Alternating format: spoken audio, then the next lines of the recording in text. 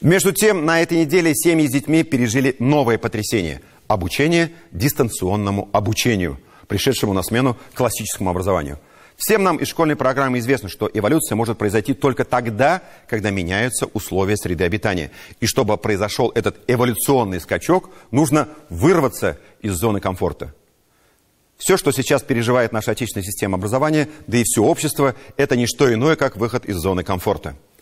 На этой неделе нашим учителям, учащимся, школьникам, студентам, да и всем специалистам системы образования пришлось изрядно поработать. Все учебные заведения перешли на дистанционный режим работы. Первый же день онлайн-уроков не обошлось без проблем. Оно и понятно. Система нуждалась в отработке. Где-то в районах были перебои со светом, где-то не хватило интернет-мощностей. Все эти вопросы решались в республике чуть ли не в ручном режиме. Но, как всегда, нашлись злопыхатели, которые в этой сложной ситуации потирали ручки. Дескать, первый же день после каникул интернет-сети не справились, дети остались без занятий, родители нервничали. Не исключаю, что такие вопросы действительно были. Но факт остается фактом. Нам необходимо совершить эволюционный скачок в цифровое будущее.